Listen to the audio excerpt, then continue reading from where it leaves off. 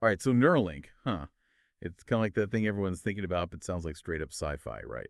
But here's the thing. It's becoming real, like really real. We're talking about brain-computer interfaces, and not just any interface. We're diving into Neuralink, the whole Elon Musk venture, And that's where this deep dive comes in. We're sifting through the research, all those articles you've been seeing, to bring you the need-to-know stuff about Neuralink. So, what exactly is Neuralink? Imagine this, a chip about the size of a coin, chilling inside your skull. That's the link device, but it gets even wilder. Coming out from this chip are these super thin threads, thinner than a hair, going right into your brain. And they're not just hanging out there, they're actually monitoring the electrical signals from your neurons. Think of it like this.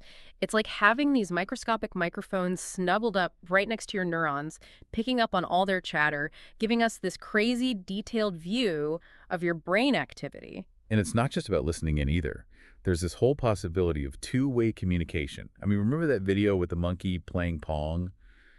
Just using its mind. Yeah, that was Neuralink. No joystick, no hand movements or anything, just pure thought controlling the game. Okay, I have to admit, that one really got me. That's when it really hit me. This isn't some sci-fi movie anymore. This is actually happening.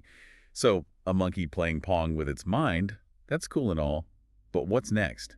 What can we actually do with this technology? Well, the possibilities are pretty mind-blowing, especially in medicine. We could be on the verge of completely changing how we treat certain conditions. Okay, like what kind of medical breakthroughs are we talking about? Take paralysis, for example.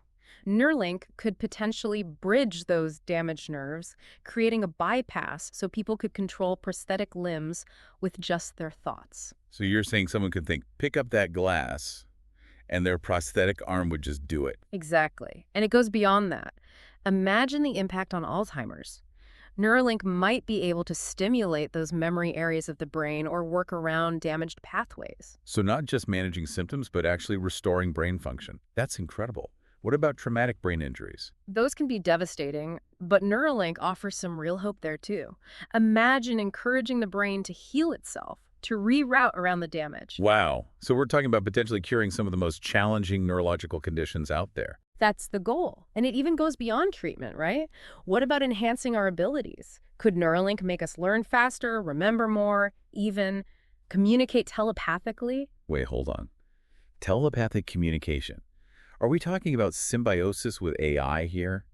Are brains merging with artificial intelligence? What would that even look like? These are the questions scientists are really digging into right now, exploring how we could boost our abilities, our cognition even. But you're right, we have to stick to what we know from the research for now. Right, no getting carried away by all the hype just yet. Yeah. But even if half of this stuff pans out, it's a complete game changer.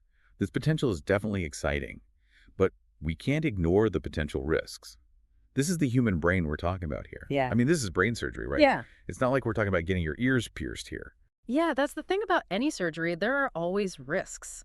And when it's your brain, well, obviously, the stakes are way higher. We're talking potential infection, tissue damage, even just the long-term effects of having, this device just chilling in your brain. These are all things researchers are working on, of course, but it's complicated to say the least. And then there's the whole data thing, Yeah. right?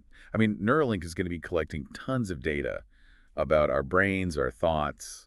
It's kind of creepy when you think about it. Absolutely. Imagine if insurance companies or employers could just access your Neuralink data. What would that world look like? It brings up all these questions about privacy and security in this digital age, which honestly feels like it's changing every single day. Seriously. It's like they always say, nothing is truly secure, right? What happens if some super hacker gets into the system or the government decides they need to peek into your thoughts? It's a scary thought, for sure. And it kind of leads to this bigger question about what this all means, for us as humans. Yeah, where do we even draw the line? If Neuralink can make us smarter, faster, even give us these superhuman abilities, are we even human anymore? It's a total mind trip. If we're constantly upgrading our brains like our phones or whatever, what makes us us? What happens to our sense of self or free will? It gets kind of philosophical, but these are questions we can't ignore any longer. No kidding. Well, we've covered a lot of ground in this deep dive.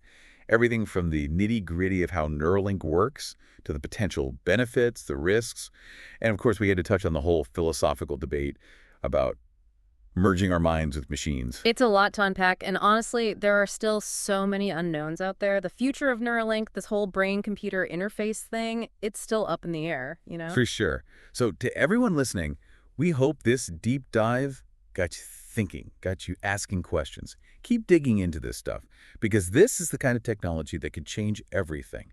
Keep learning, and let's try to shape the future we want to see together.